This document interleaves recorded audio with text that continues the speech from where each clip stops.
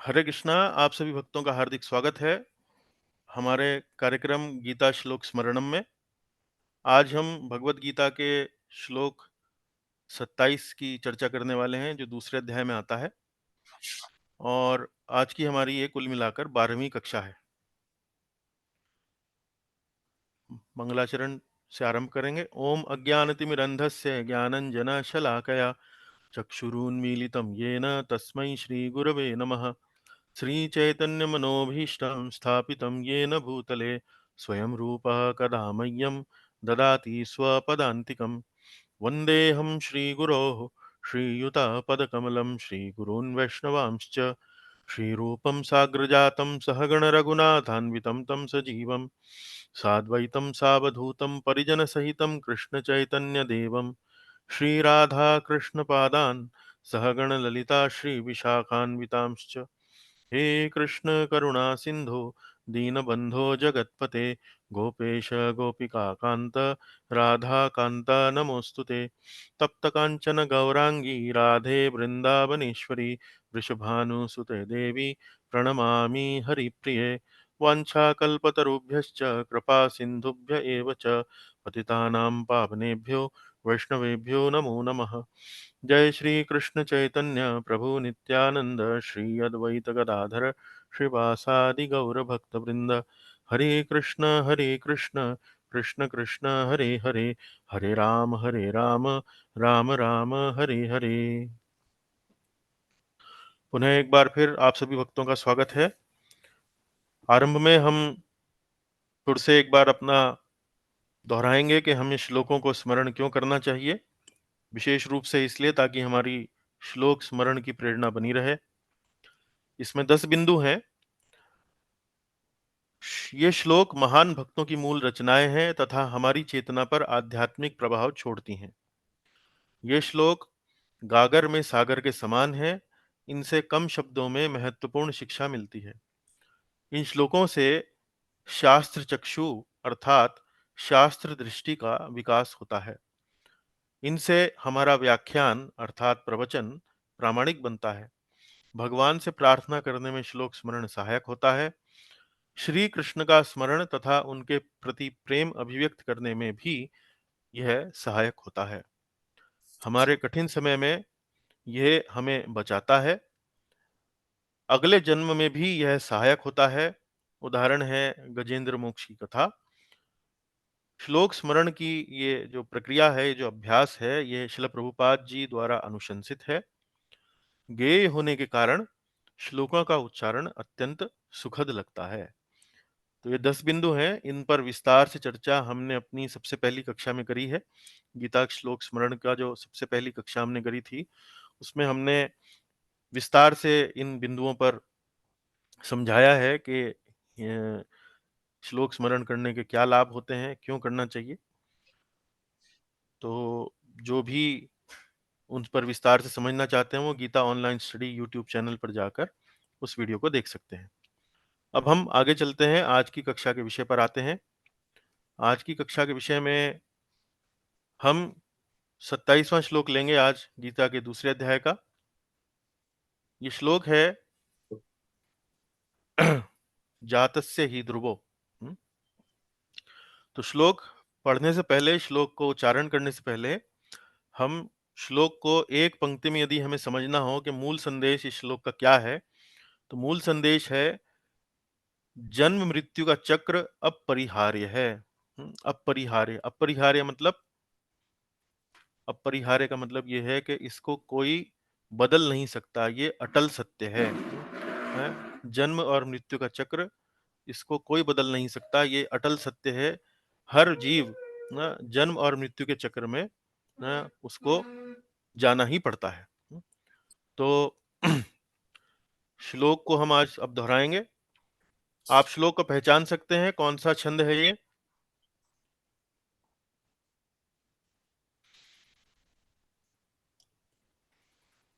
क्या आप श्लोक को अनुष्टुप पहचान है सकते प्रभु हैं? जी। हाँ, अनुष्टुप छंद है। अनुष्टुप छंद मतलब प्रत्येक चरण में 8 अक्षर। 8। 8। तो राकेश प्रभु जरा गिन के बताइए, पहली पंक्ति में कितने अक्षर आप गिनेंगे? जा, ता, या 3, हा 4, धा 5, वा 6, मा 7 या 8। या 8। इसमें नियम ये है कि जो आधे अक्षर हैं उन्हें गिना नहीं जाता है, जो पूरे अक्षर हैं केवल उन्हें गिना जाता है। तो यहाँ देख सकते हैं आपके 4 चरण दिखाए गए हैं, लाल रंग में, हरे रंग में, नीले रंग में और बैंगनी रंग में। तो प्रत्येक चरण में 8-8 अक्षर आप देख सकते हैं, जिस छंद में हो वो अनुष्टुप छंद कहलाता है। तो अनुष्टुप छंद को याद करने बड़ा सरल है। गीता में, रामायण में मुख्य रूप से सारे छंद जो हैं वो अनुष्टुप ही मुख्य रूप से लिखे गए हैं। तो इसको पढ़ने का तरीका है, जातस्य हि ध्रुवो मृत्युर्ध्रुवं जन्म मृतस्य च तस्मादपरिहार्यर्थे न त्वं शोचितुमर्हसि। जातस्य हि ध्रुवो मृत्युर्ध्रुवं जन्म मृतस्य च तस्मादपरिहार्यर्थे न त्वं शोचितुमर्हसि। जातस्य हि ध्रुवो मृत्युर्ध्रुवं जन्म मृतस्य च तस्मात् परिहार्यर्थे न त्वं शोचितुमर्हसि। इस प्रकार आप इस श्लोक का उच्चारण कर सकते हैं। आप भी अब बार-बार करके प्रयास कर सकते हैं इस श्लोक को उच्चारण करने का। सबसे पहले हम रविंद्र प्रभु जी, आप करना चाहेंगे? जी प्रभु जी, जी। थोड़ा सा। जातस्य हि ध्रुवो मृत्यु ध्रुवं जन्म मृतस्य च तस्मात् अपरिहार्यते न त्वं शोचितुम् अर्हसि। बहुत सुंदर। एक बार फिर से कीजिए। जातस्य हि ध्रुवो मृत्यु ध्रुवं जन्म मृतस्य च तस्मात् अपरिहार्य अर्थे न त्वं शोचितुम् अर्हसि। जी, बहुत बढ़िया। देखिए, यहाँ पर एक छोटी-सी बात आप थोड़ा-सा समझने का प्रयास कीजिए। यदि आप भगवत गीता खोल के देखेंगे तो यहाँ तस्माद और ये जो त है, उसके नीचे जी हलंत है और जी। उसके बाद हमने यहाँ अक्षर जो है वो लिखा है। तो जब त जो हलंत के साथ है और इसकी जब संधि होती है तो ये त पूरा बन जाता है और जो है त के अंदर मिल जाता है। ताकि जो है वो त के अंदर जब मिल जाता है हलंत के साथ, तो पूरा त बन जाता है। तो तस्मात् परिहारे अर्थे, तो उसमें क्या है कि हम जब श्लोक का गायन करते हैं तो को नहीं उसको अलग से हम अच्छा। गिनते हैं। जी। वरना क्या होगा, वरना मात्राएं, वरना जो अक्षर हो जाएंगे ना वो 9 हो जाएंगे, क्योंकि यदि आप तस्मात् अपरिहार्य अर्थे बोलेंगे, तस्मात् अपरिहार्य अर्थे, तो त जो है वो एक अक्षर बन जाएगा और जो है वो एक और अक्षर बन जाएगा। उसमें क्या होगा कि इसकी 9 अक्षर हो जाएंगे, 1 2 3 4 5 6 7 8 9। तो 9 अक्षर आप फिर गिनेंगे, तो उसमें फिर छंद में वो गायन नहीं बनेगा। इसी प्रकार से यहाँ पर शोचितुम अर्हसि, शोचितुम अर्हसि, यदि आप गीता खोल के देखेंगे तो ये अहर्हसि नहीं है, अर्हसि नहीं है। हाँ, मरहसी आप पढ़ेंगे उसको, मरहसी। शोचितुम मरहसी, शोचितुम मरहसी। म के नीचे हलंत है और हलंत वाला म और मिलकर केवल म बन जाएगा। तो ये गायब हो जाएगा, फिर उसमें शोचितुम मरहसी।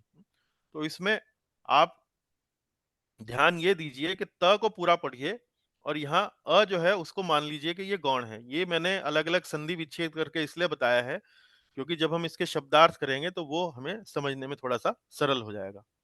तो एक बार फिर से पढ़िए। फिर से उच्चारण जात कीजिए।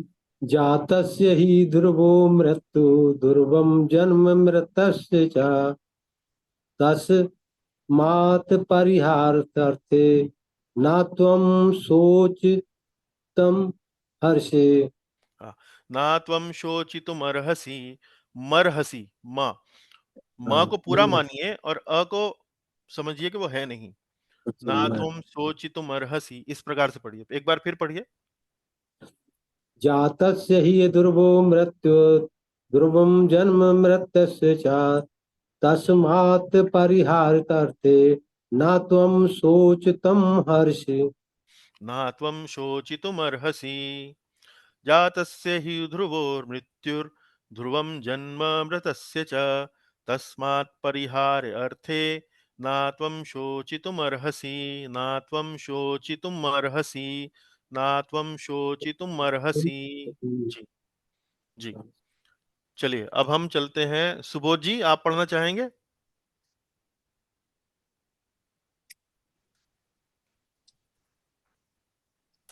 हरे कृष्णा प्रभु जी। जी प्रभु जी, हरे कृष्णा। पढ़ना चाहेंगे? जी हाँ। जी पढ़िए। जातस्य हि ध्रुवो मृत्यु ध्रुवं जन्म मृत्युश्च तस्मात् अपहार्थे न च शोचितुम हर्षि।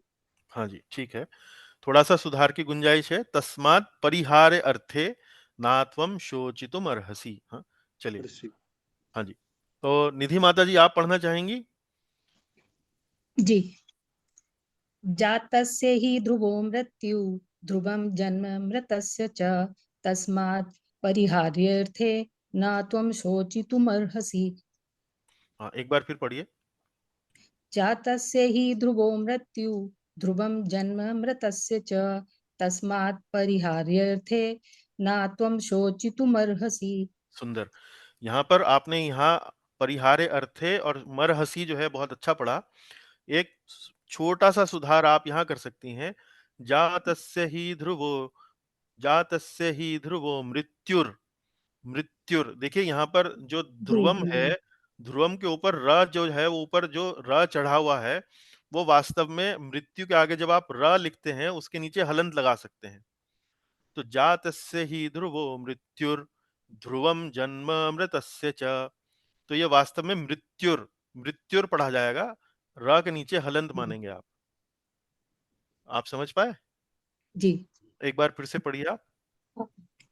जातस्य हि ध्रुवो मृत्युर् ध्रुवं हम्म जन्म मृतस्य च हम्म, तस्मात् परिहार्यर्थे न त्वं शोचितुमर्हसि। बहुत बढ़िया है। तो ये जो ध के ऊपर जो र चढ़ा हुआ है, वो यू के बाद पढ़ा जाएगा, मृत्युर। फिर ध्रुवम जन्म मृतस्य च। ठीक है, उत्तम। राकेश प्रभु जी। जी प्रभु। जातस्य हि ध्रुवो मृत्युर्ध्रुवं जन्मामृतस्य च तस्मात् परिहार्येऽर्थे न त्वं शोचितुमर्हसि। बहुत सुंदर, एक बार फिर पढ़िए। जातस्य हि ध्रुवो मृत्युर्ध्रुवं जन्मामृतस्य च तस्मात् परिहार्येऽर्थे न त्वं शोचितुमर्हसि। बहुत बढ़िया। जीवन प्रभु आप भी प्रयास करना चाहेंगे? या जी।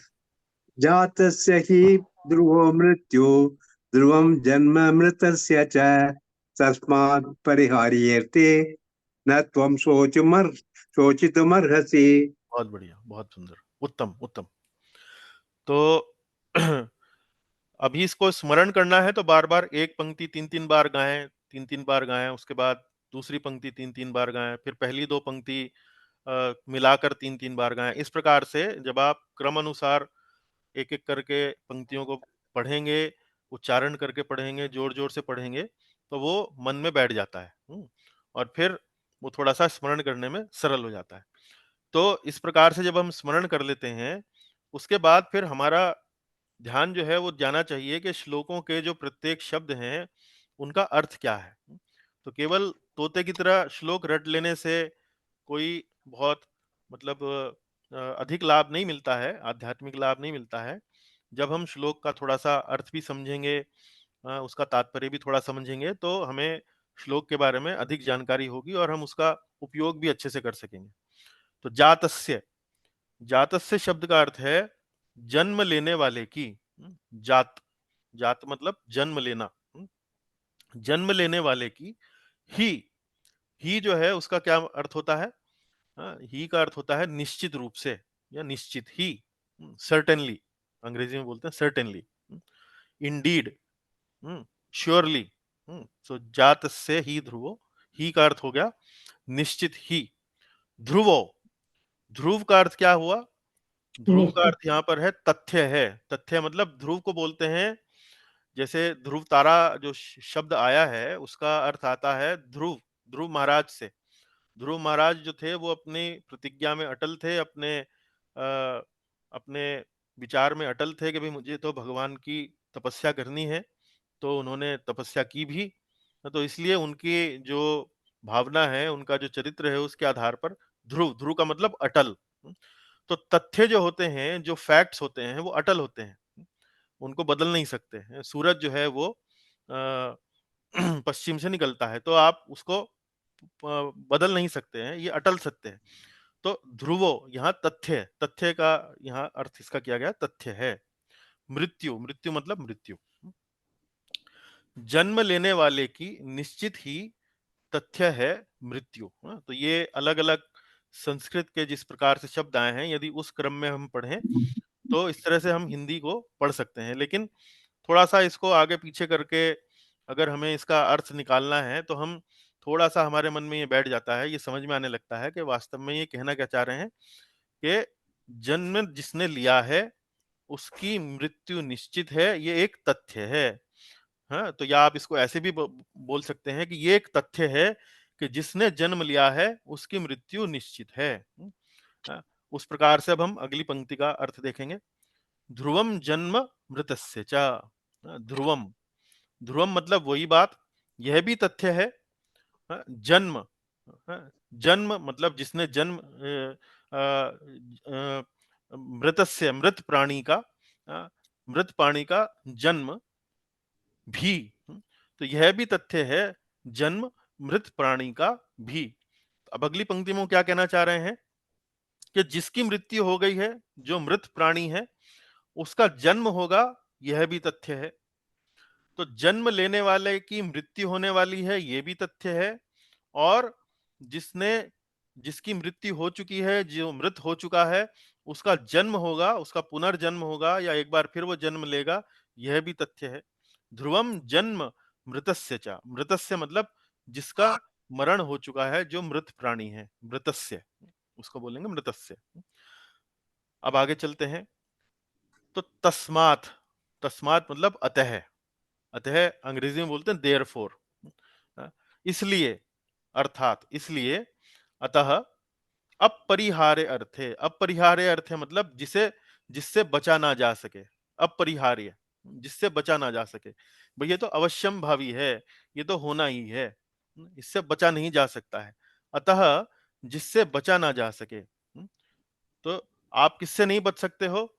जन्म यदि आपने लिया है तो मृत्यु से नहीं बच सकते हो, और यदि मृत्यु हो गई है तो आप पुनः जन्म लेने से बच नहीं सकते हो। तो ये अपरिहार्य है, ये अपरिहार्य है।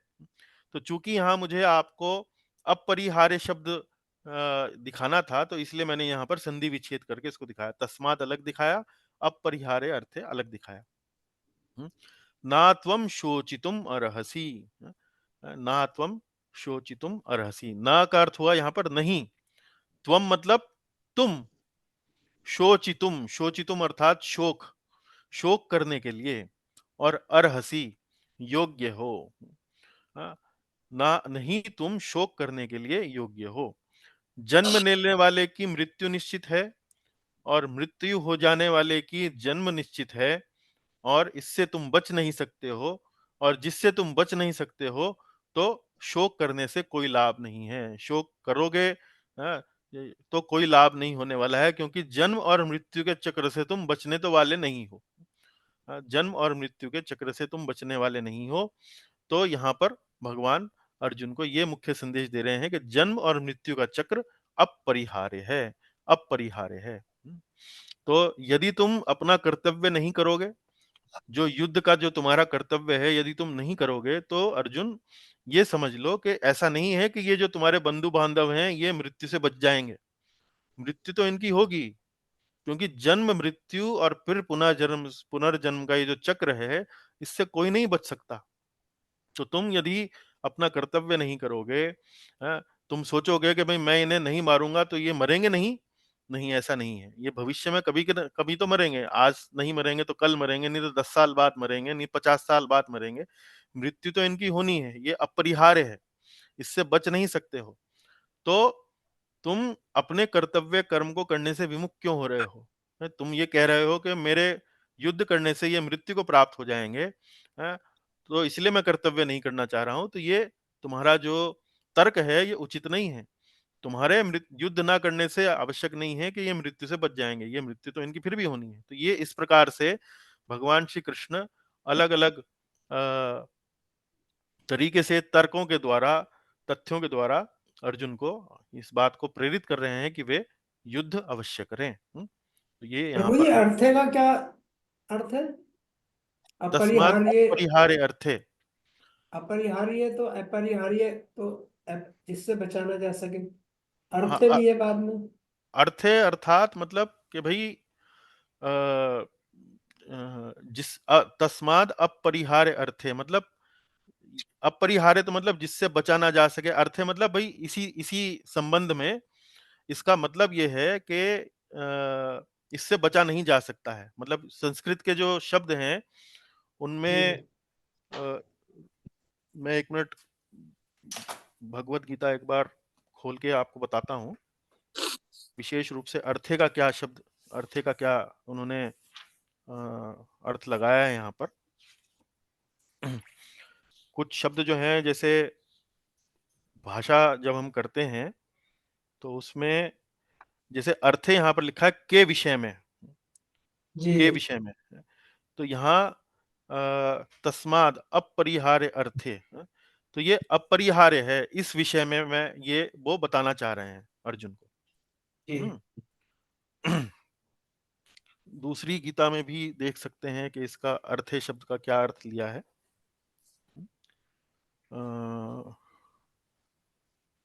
हाँ, अपरिहार्य अर्थ है मतलब अवश्यम भावी विषय में, अवश्यम भावी विषय में। तो यहाँ इस संदर्भ में कह लीजिए कि भाई इस संदर्भ में कि भाई मृत्यु लेने वाले का जन्म होगा, मृत्यु होने वाले की जन्म लेना पड़ेगा उसको, और जिसका जन्म हो चुका है उसकी मृत्यु होनी है। तो इस विषय में है, ये जिससे बचा ना जा सके, तुम्हें शोक करने का कोई कारण नहीं है, तुम्हारे शोक करने का कोई कारण नहीं। ये इस तरह से आप समझ सकते हैं जी in this context, in this matter, अंग्रेजी में। अब हम गीता में जिस प्रकार से संस्कृत के शब्दों को हम सेकेंडरी रखेंगे, हम पीछे रखेंगे, और हिंदी में उसका अर्थ जो हम पढ़ेंगे और संस्कृत के शब्दों को उनके साथ लगाएंगे। तो निधि माता जी, आप पढ़ना चाहेंगी? जी। हिंदी के शब्दों को जो हरे रंग में लिखे हैं केवल उन्हें ही पढ़ें। क्योंकि जन्म प्राप्त व्यक्ति की मृत्यु निश्चित, मृत व्यक्ति का कर्मफल भोगने के लिए जन्म निश्चित, अतः अवश्यम भावी विषय में तुम शोक नहीं कर सकते। देखिए, क्योंकि जन्म प्राप्त व्यक्ति की मृत्यु निश्चित, मृत व्यक्ति का कर्म फल भोगने के लिए जन्म निश्चित, अतः अवश्यम भावी विषय में तुम शोक नहीं कर सकते। तो ये इस तरह से इसको अलग अलग संस्कृत के शब्दों को आगे पीछे करके हिंदी को फिट बिठाने के लिए इस प्रकार से इसका ये अन्वय किया गया है। अन्वय मतलब अनुवाद किया गया है, और अनुवाद के साथ साथ जो संस्कृत के शब्द हैं उनको लगा दिया गया है ताकि आप समझ सकें कि अलग अलग शब्दों का क्या अर्थ है। अब हम इसका संदर्भ समझने का प्रयास करेंगे। मैंने आपको संदर्भ, जब मैं श्लोक समझा रहा था आपको, तो मुख्य रूप से तभी समझाया मैंने, इसमें बहुत अधिक कुछ चर्चा करने के लिए यहाँ पर विशेष इतना नहीं है। बहुत एक तथ्य जो है वो इस श्लोक में बताया गया है भगवान ने, कि जन्म मृत्यु का चक्र जो है वो अपरिहार्य है, मतलब अवश्यम भावी है, इससे आप बच नहीं सकते हैं। मुख्य रूप से ये तथ्य बताया है। तो जिससे बच नहीं सकते हैं उससे भागने से कोई फायदा नहीं है, उसे आप स्वीकार करें और अपने कर्तव्य से मत भागें। ये मुख्य रूप से संदेश है। तो इसको हम देखिए अलग अलग बिंदुओं में समझेंगे। तो जैसा कि आरंभ में मैंने आपको बताया, जन्म मृत्यु का चक्र अटल सत्य है। अर्जुन के न लड़ने से उसके बंधुओं की मृत्यु टलने वाली नहीं है। अर्जुन कह रहा था कि भाई मैं लड़ूंगा तो मेरे बंधु बांधव मारे जाएंगे, तो मैं लड़ता नहीं हूं तो ये बच जाएंगे। ये तो भगवान कह रहे हैं कि भाई तुम्हारे ना लड़ने से ये बच जाएंगे, ऐसा नहीं है। जन्म मृत्यु के चक्कर में ये पड़े हुए हैं, तो ये मरना ही है, इनको एक ना एक दिन तो मरना ही है। फिर न ही उनका पुनर्जन्म टलने वाला है। तो केवल मृत्यु की ही बात नहीं कर रहे हैं भगवान, थोड़ा सा आगे भी उनको, अर्जुन को समझाते हैं कि भाई मृत्यु होने के बाद फिर इनको जन्म भी लेना पड़ेगा, इनको नया शरीर भी मिलने वाला है। तो ये भी आप ध्यान रखें।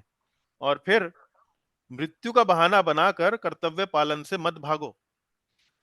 इस बात का बहाना बनाकर कि ये मेरे बंधु बांधव हैं, इनकी मृत्यु हो जाएगी, तो अपने कर्तव्य पालन से मत भागो। वास्तव में अर्जुन जो था वो एक प्रकार से अपने बंधुओं को जीवित देखकर अपनी इंद्रिय तृप्ति करना चाह रहा था। इंद्रिय तृप्ति से मतलब ये है कि जब हम अपने बंधु बांधवों को अपने समक्ष जीवित देखते हैं, उनके साथ हम हास परिहास कर सकते हैं, उनके साथ हम बातचीत कर सकते हैं, उनके संग का हम आनंद ले सकते हैं, तो एक प्रकार से ये हमारे लिए एक आनंद की बात है।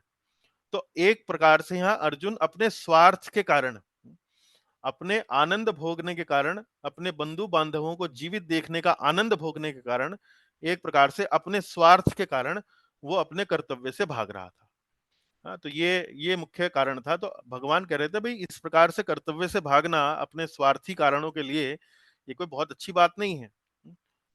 यदि अपने कर्तव्य पालन से भागोगे तो गिरना पड़ेगा। गिरना पड़ेगा से क्या अर्थ हुआ? कौन समझा सकते हैं कि गिरना पड़ेगा से क्या अर्थ हुआ? यहाँ गिरना पड़ेगा हम कैसे समझा सकते हैं? कहाँ गिरना पड़ेगा? कुछ आप बता सकते हैं?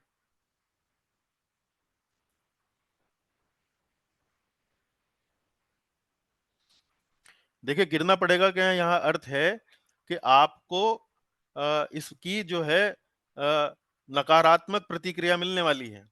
यदि आप अपने कर्म के कर्तव्य से भागोगे तो आपको इसका विकर्म का इसका सामना करना पड़ेगा। आपको ये बात नोट की जाएगी, प्रकृति के जो नियम है वहां ये बात नोट की जाएगी और इसके लिए इसका परिणाम आपको भुगतना पड़ेगा, इसका कर्म फल आपको भुगतना पड़ेगा। मुख्य रूप से गिरना पड़ेगा से मतलब ये है। कर्म फल भुगतना पड़ेगा मतलब कोई बहुत अच्छी प्रतिक्रिया आपको नहीं मिलने वाली है, आपको कोई ना कोई इसका दुष्परिणाम भुगतना पड़ेगा, ये मतलब है गिरने से। तो इस तरह से हम यहाँ देख सकते हैं कि इस श्लोक के माध्यम से भगवान अर्जुन को जन्म मृत्यु के चक्र के अपरिहार्यता समझा रहे हैं और उसकी अपरिहार्यता समझाते हुए अर्जुन को इस बात के लिए प्रेरित कर रहे हैं कि ये कोई कारण नहीं है कर्तव्य पथ से भागने का। तुम्हें युद्ध करना ही चाहिए। मृत्यु तो तुम्हारे बंधु बांधवों की आज नहीं तो कल होने ही वाली है।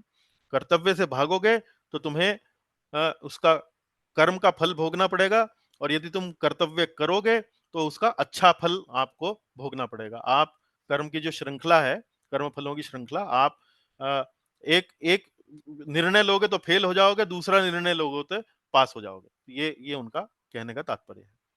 तो अंततः श्लोक स्मरण को यदि हम अपना समझना चाहते हैं कि गीता के श्लोकों को अच्छे से स्मरण करना चाहते हैं तो ये 3-4 बातें आपको याद रखनी चाहिए। सबसे पहले आपको छंद का पहचान करनी आनी चाहिए। 8 अक्षर का है कि 11 अक्षर का है। छंद पहचान करने के बाद उसका उचित लय में गायन करना चाहिए। शब्दों के अर्थों पर ध्यान दें, उन्हें अपने मस्तिष्क में बैठाएं। एक एक करके पंक्तियों का स्मरण करें, उन्हें बार बार दोहराएं और श्लोक के संदर्भ को जानें। समझें कि ये किस संदर्भ में बोला गया है। तो यदि ये सब आप करते हैं तो श्लोक जो है वास्तव में आपको बहुत अच्छे से स्मरण भी होगा, उसका अर्थ भी आप समझ पाएंगे। प्रचार कार्यों में उस श्लोक को आप प्रयोग भी कर पाएंगे, अन्य किसी व्यक्ति के साथ चर्चा भी कर पाएंगे।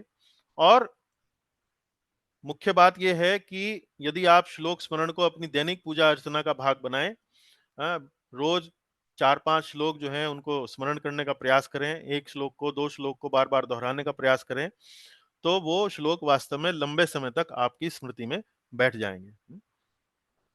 तो इसके साथ फिर हम आज अपने अंतिम पड़ाव पर आते हैं।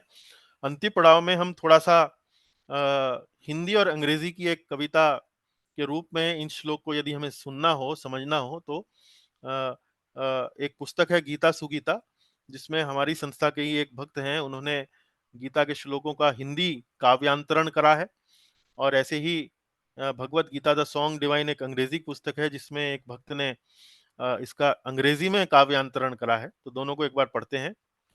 जन्म ग्रहण जिसने किया मृत्यु सुनिश्चित जान, पुनर्जन्म भी ना टले सोचहु स्थिर ज्ञान, सोचहु स्थिर ध्यान। जन्म ग्रहण जिसने किया मृत्यु सुनिश्चित जान, पुनर्जन्म भी ना टले सोचहु स्थिर ध्यान। तो ये हिंदी की कविता हुई। और अंग्रेजी की कविता इस प्रकार है। birth brings death, and after death rebirth is imminent. Duty stands before you, yet you sit here and lament. Lament का मतलब होता है शोक करना, और यहाँ इमिनेंट का मतलब होता है अपरिहार्य। अपरिहार्य मतलब अवश्यम भावी। तो यहाँ देखिए कि अलग अलग प्रकार से भक्त जो हैं वो भगवत गीता के ज्ञान को उसका आनंद लेते हैं, उसको कविता में उसका रूपांतरण करते हैं। तो इस तरह से ये दो कविताओं के माध्यम से भी आप इस श्लोक के थोड़ा सा मर्म को समझ सकते हैं। तो इसके साथ हम आज की कक्षा को समाप्त करते हैं। यहाँ पर गीता के 108 महत्वपूर्ण श्लोकों की सूची है। आज हमने 27वां श्लोक उस पर अपना अभ्यास किया, उस पर अपनी चर्चा करी, अध्ययन किया, और अगले सत्र में हम 5 श्लोकों पर आपकी कक्षा करेंगे, जिसमें 14वां श्लोक, 20वां, 22वां, 23वां और 27वां। तो मेरा आग्रह है कि इन 5 श्लोकों को आप सप्ताह में अच्छे से याद करें, एक भगवत गीता में देखकर पढ़ें या किसी कागज पर, कॉपी पर लिख के उसको याद करें, जैसे भी आप ठीक समझें। और अगले सत्र में हम इन 5 श्लोकों पर आपको अवसर देंगे कि आप 5 श्लोक कक्षा के सामने आकर उनका उच्चारण करें, उनका शब्दों का अर्थ बताएं और फिर अच्छे से अनुवाद और संदर्भ समझाएं। तो लगभग अगली कक्षा हो सकता है थोड़ा लंबा समय लें हम लोग। तो अगली कक्षा में फ्लोर आपका रहेगा, मंच आपका रहेगा, और मैं मुख्य रूप से श्रोता के रूप में भाग लूंगा। तो इसी से आज की कक्षा समाप्त करते हैं। श्रीमद् भगवद गीता की जय, श्रील प्रभुपाद जी की जय। प्रश्न टिप्पणी यदि आपकी कोई है तो उसका स्वागत है। बहुत बहुत धन्यवाद। प्रभु जी, पुनर्जन्म तो टाला जा सकता है। जो बड़े बड़े संत महात्मा हैं, जो डिवोटीज है, प्योर डिवोटीज, जी, उनका तो पुनर्जन्म नहीं होता। उनका पुनर्जन्म एक प्रकार से ये कह सकते हैं कि आध्यात्मिक जगत में उनको आध्यात्मिक शरीर मिलता है। जी तो मुख्य रूप से जो आप बात कर रहे हैं वो मुक्ति की बात हो गई, लेकिन यहाँ भगवान जो है एक सामान्य सिद्धांत समझा रहे हैं सामान्य लोगों के लिए, जो जगत में मुख्य रूप से अधिकतर जो जन्म मृत्यु के चक्कर में फंसे रहते हैं, उनके जी दृष्टिकोण से वो समझा रहे हैं जी कि हाँ, यदि तुम अपने कर्तव्य पथ से भागोगे तब तो तुम जन्म मृत्यु के चक्कर में पड़े ही रहोगे ना। जी तब तो तुम्हें कोई ना कोई जन्म लेना पड़ेगा, कोई ना कोई तुम्हें कर्म फल भोगने के लिए, तो ये तुमको जन्म लेना ही पड़ेगा। तो मुख्य रूप से एक सामान्य सिद्धांत बता रहे हैं जो इस भौतिक जगत में हर समय लागू रहता है। लेकिन उसी उसी भगवत गीता में भगवान फिर ये भी बताते हैं कि इससे बाहर कैसे निकलना है। तो भगवत गीता की जो शिक्षाएं हैं उनको आप मुख्य रूप से 3 स्तर पर समझ सकते हैं। हमने कक्षा भी करी थी इस पर। जैसे जो लोग इस भौतिक जगत में हैं, उनके दृष्टिकोण से यदि आप देखें तो जन्म मृत्यु का चक्र होता है। लेकिन जो व्यक्ति अब इस जन्म मृत्यु के चक्र को समझ गया है, ये समझ गया है कि उस चक्र से बाहर निकलने के लिए हमें कोई ना कोई आध्यात्मिक गतिविधि करनी है, तो वो दूसरी श्रेणी का व्यक्ति हो गया। अब वो व्यक्ति जो है वो प्रयासरत है, और कुछ तो भगवत गीता की कुछ शिक्षाएं ऐसे व्यक्ति के लिए हैं जो यहां से बाहर निकलने का प्रयासरत है। ये फिर थोड़ी अगली श्रेणी का व्यक्ति हो गया। और तीसरी श्रेणी का व्यक्ति वो हो गया जो ये प्रयास करके सफल हो चुका है और वो बाहर निकल चुका है। तो ये उस व्यक्ति के बारे में बताया गया है। तो 3 प्रकार के आपको श्लोक मिलेंगे। एक तो जो इस जगत में फंसा हुआ है, दूसरा जो इस जगत में फंसा हुआ है लेकिन ये जानता है कि यहाँ से निकल सकते हैं, और तीसरी श्रेणी का व्यक्ति वो है जो यहाँ से निकल चुका है। तो वो जब आध्यात्मिक जगत में पहुंच चुका है तो उसके लिए अलग अलग प्रकार के, अलग श्रेणी के श्लोक हैं। तो इस तरह से आप समझ सकते हैं। तो ये पहली पंक्ति के जो लोग हैं जो इस जगत में फंसे हुए हैं, उस श्रेणी के व्यक्ति के लिए ये श्लोक है। जी जिसके लिए पुनर्जन्म भी है, जिसके लिए मृत्यु भी है, जिसके लिए पुनः इस जन्म मृत्यु के चक्कर में फंसना भी है, जिसके लिए कर्म का सिद्धांत भी है, वो सब चीजें जिस पर लागू होती हैं। जी प्रभु जी, एक मेरा प्रश्न है, शंका है। जी। प्रभु जी, मान लीजिए कर्तव्य निभाते हुए अपने समाज या परिवार से किसी तरह से, इस तरह से हो, तो वो कैसे बच सकता कि वो शोक ना करे? देखिए, जो शोक हम करते हैं, मान लीजिए उसी के बारे में तो हमने, जैसे आप देखिए ना हमने जो आपको 14वां श्लोक जब हमने आपको पढ़ाया था, उस बात का ही तो उत्तर भगवान दे रहे हैं कि ये जो जन्म मृत्यु का जो चक्र है, ये वास्तव में वैसे ही है जैसे गर्मी और सर्दी जो है वो आती रहती हैं, और कर्तव्य पालन करते हुए हमें इस प्रकार की ये जो मिलना और बिछड़ना है, इसको हमें सहन करना आना चाहिए। इससे बचाव का कोई कोई उपाय नहीं है।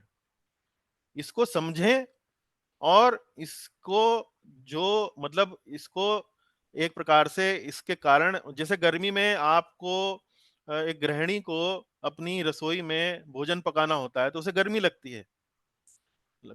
है ना। जी तो जी लेकिन वो यदि अपने परिवार के लिए भोजन ना पकाए तो एक प्रकार से उसके लिए कर्तव्य की अवहेलना हो जाएगी।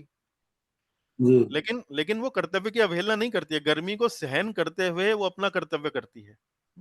इसी प्रकार से अर्जुन को भी भगवान यही बता रहे हैं कि ये जो तुम्हारे इस युद्ध के कारण जो संभव है कि तुम्हारे किसी बंधु बांधव की मृत्यु हो जाए, तो वो उसी प्रकार से उसको देखो कि भाई जैसे तुम्हें कुछ अपना कर्तव्य करने के लिए कुछ कष्ट सहन करने पड़ते हैं, तो ये भी उसको भी इसी कष्ट के रूप में आप सहन कीजिए। तो अब जब हम इस जन्म मृत्यु के चक्र की अपरिहार्यता को समझ लेते हैं, अपरिहार्य है, ये तो होना ही है, तब हम वास्तव में इस प्रकार की ये जो कष्ट होते हैं हमारे जीवन में, जब मान लीजिए हमारा कोई बंधु जो है वो उसको मृत्यु को प्राप्त हो जाता है, तो उसको सहन करने की शक्ति हमें मिलने लगती है। हम उसको हमारा दृष्टिकोण बदल जाता है। आप समझ रहे हैं? जी जी आप मान लीजिए बाजार से कोई वस्तु खरीद कर लाते हैं, तो जी आपको ये मालूम होता है, जैसे आप कोई गाड़ी खरीद कर लाए, आपको ये मालूम होता है कि भाई 15 साल बाद ये कबाड़ी को बेचनी पड़ेगी। जी तो जब वो समय आता है तो आपको कोई झटका नहीं लगता है, आपको कोई मतलब इस प्रकार का कष्ट नहीं होता है कि भाई मुझे गाड़ी, तो जब गाड़ी मैंने खरीदी थी तभी मालूम था कि मुझे कबाड़ी को बेचनी पड़ेगी एक दिन, जी क्योंकि ये एक दिन टूटेगी, फूटेगी, खराब होगी, हमेशा नहीं चलने वाली है। तो आप मानसिक रूप से तैयार हो जाते हैं, मानसिक रूप से आप तैयार रहते हैं कि भाई हाँ 10-15 साल ही तो चलने वाली है, इससे ज्यादा जी चलने वाली जी थोड़ी है। जी आप मानसिक रूप से तैयार रहते हैं ना। तो जी जब आप मानसिक रूप से तैयार रहते हैं तो आपको उतना कष्ट नहीं होता है। हाँ, आपका थोड़ा-सा एक लगाव हो जाता है उस गाड़ी से, उस वाहन से। तो आपको लगता है कि भई अरे कितना साथ दिया इसने, उसकी उससे साथ थोड़ी स्मृतियाँ जुड़ जाती हैं कि हम परिवार के साथ इसके साथ मसूरी घूमने गए थे, दिल्ली घूमने गए थे, शिमला गए थे घूमने, तो थोड़ा-सा एक एक अपनापन-सा हो जाता है उस वस्तु के साथ। लेकिन भगवान वही कहते हैं कि उसको कष्ट को, उस विछोह को, उस सेपरेशन को, वो जो आपके साथ होने वाला है, वो जो बिछड़ रहे हैं आप, उसको सहन करना सीखो। है ना? तो हर तरीके से अर्जुन को समझा रहे हैं कि ये होना ही है, तैयार कर रहे हैं मानसिक रूप से कि चूंकि ये होना ही है तो तैयार रहो मानसिक रूप से, तो इतना कष्ट नहीं होता है। दूसरा, यदि थोड़ा बहुत लगाव हो जाता है बिछुड़ने पर, तो उसे सहन करना सीखो। कर्तव्य हर हालत में करो, क्योंकि यदि तुम कर्तव्य से भागोगे तो एक प्रकार का ये विकर्म हो जाएगा, ये एक प्रकार का आपका कर्म का जो आपका जो रजिस्टर है उसमें जहां पर आपने जो गलत कर्म किए हैं वहां पर लिस्ट हो जाएगा कि भाई इन्होंने अपने कर्तव्य से भागे, इनकी ड्यूटी थी युद्ध करना, ये निश्चय हो चुका था, लेकिन ये सैनिक थे, एक देश में एक बड़े सैनिक के पद पर ये सुशोभित थे, राज परिवार से आते थे, लेकिन कर्तव्य से ये भागे उस समय, तो उसके लिस्ट में नोट किया जाए कि इन्हें इसका फल दिया जाए, या तो इसी जन्म में दिया जाए या अगले जन्म में दिया जाए। तो ये लेकिन चीज। प्रभु जी जब भीष्म पितामह को जब वो सैया के पास गए तब अर्जुन तो बहुत व्यथित हुए, बहुत ज्यादा व्याकुल हुए, और मतलब बहुत ही परेशान हुई, मतलब तो वो स्थिति तो उनके तब भी रही जब भगवान ने शिक्षा देने के बाद भी नहीं रोक पाए अपने आप को। हाँ, तो प्रभु जी, जो भावनात्मक रूप से जब एक भक्त जो है दूसरे भक्त से जुड़ जाता है, तो जब उससे अलग होता है तो वो कष्ट तो होता ही है ना। जी जी तो वही कष्ट वही को, मैं पूछ रहा हूँ। हाँ, हाँ, तो कष्ट कष्ट में हमारी जो भावनाएं हैं वो उमड़ेंगी, अवश्य ही उमड़ेंगी। हम कोई पत्थर थोड़ी हैं। जी जी जी हम पत्थर थोड़ी हैं, हमारी भावनाएं उमड़ेंगी, लेकिन उन भावनाओं में बह जाना और इस जी, तरह बह जाना कि कर्तव्य को ही छोड़ देना छोड़ देना। है, वो गलत है ना। टाइम बीइंग के लिए भावनाओं पे अपना कंट्रोल करते हुए हाँ, शोक करो। भावनाएं रहेंगी, लेकिन ऐसा हम्म। होता है ना कि कई बार भावनाओं के चक्कर में व्यक्ति युद्ध ही छोड़ के भाग जाता है। हाँ, युद्ध छोड़ देता, कर्म करना, बहुत सारे कर्म करना छोड़ देता है। हाँ, जैसे कोई हाथ पैर ही फुला जाता है, बिल्कुल ही एकदम से क्या नाम व्यथित हो जाता है, तो वो स्थिति जो है वो उचित नहीं है। उसमें जी जी उसमें अपनी स्थिति की गंभीरता को समझना चाहिए कि भाई आप यहाँ पर अब किस लिए आए हैं? जी। आप यहाँ किस लिए आए हैं? तो यदि कोई डॉक्टर है, डॉक्टर को कोई मान लीजिए कोई ऑपरेशन करना पड़े और वो इस डर से भाग जाए कि मुझे तो चीर-फाड़ करनी पड़ेगी, मेरे तो हाथ काँप रहे हैं इसके शरीर पर चाकू चलाते हुए, मैं तो इसको ठीक नहीं कर सकता हूँ, या कोई भी मतलब इस प्रकार का जो कारण है, इस तरह से यदि वो भावुक हो जाए और भावुक होने के बाद वो अपने कर्तव्य को ही छोड़ बैठे, तो ये उचित नहीं है। ठीक ये समझाया गया है। अब जैसे अभिमन्यु की जब मृत्यु हुई तो अर्जुन जो था वो कितना चिल्लाया। हाँ, बहुत व्याकुल हुआ। जिस अर्जुन ने अभी 15 दिन पहले भगवत गीता सुनी श्री कृष्ण हम्म। से, जी। अर्जुन को बार बार वो भगवान कह रहे हैं कि ये शरीर नहीं है, आत्मा है, आत्मा कभी नहीं मरता है, लेकिन जब अभिमन्यु की मृत्यु हुई तो अर्जुन कितना व्यथित हुआ, मेरे बहुत पुत्र ज्यादा को मार व्यतीत दिया, हुआ। मेरे पुत्र को बिल्कुल। मार दिया। तो जी उस जी। अर्जुन ने जो 15 दिन पहले ये सब सुन चुका है, वो भी तो व्यथित हुआ। तो अपने हम्म। अपने परिवारजनों के प्रति स्नेह, वो एक एक लेकिन उसके बाद उसने ये तो नहीं किया ना कि भाई युद्ध छोड़ के भाग गया या डर गया, या कर्तव्य तो उसने निभाया ना अपना।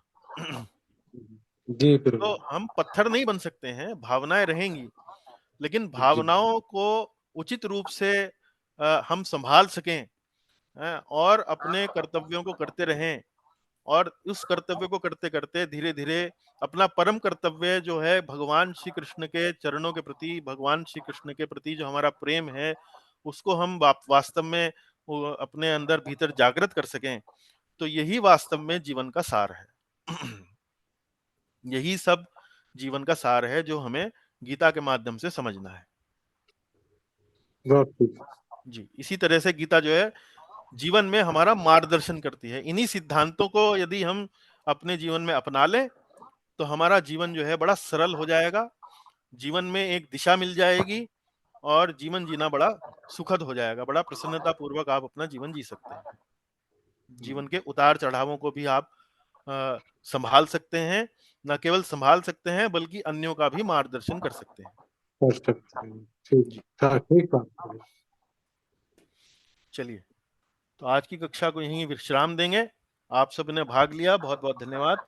अगली कक्षा में प्रयास कीजिए कि वो 5 श्लोक याद करें, स्मरण करें। थोड़ा सा समय दीजिए, आधा घंटा 1 घंटा समय दीजिए, वही जी काफी प्रभु। है, वही काफी है। ठीक। जी, ठीक। चलिए, बहुत बहुत धन्यवाद। हरे कृष्ण। हरे कृष्णा प्रभु जी। हरे कृष्ण हरे कृष्णा प्रभु जी। हरे हरे कृष्ण कृष्ण। हरे हरे कृष्ण। कृष्ण। हरे कृष्ण।